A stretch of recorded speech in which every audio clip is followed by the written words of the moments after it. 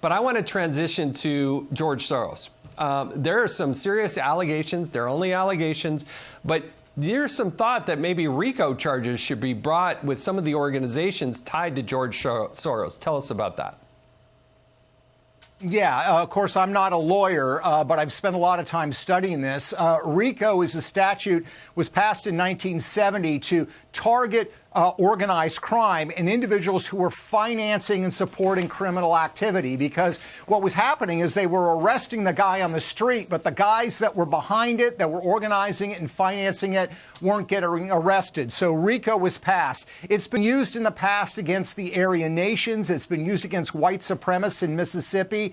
The National Organization of Women tried unsuccessfully to use it against pro-life groups. And what it comes down to is this.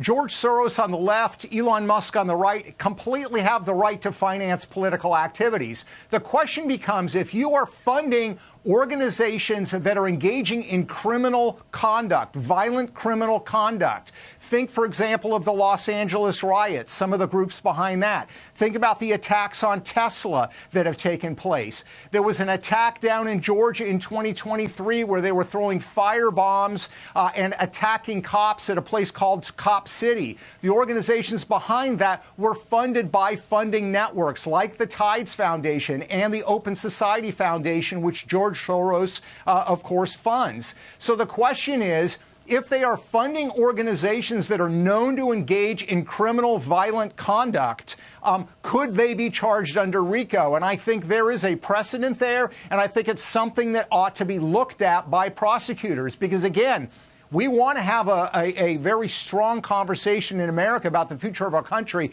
We do not want wealthy individuals funding violent protesters that are tearing down our cities and that are harming law enforcement officers.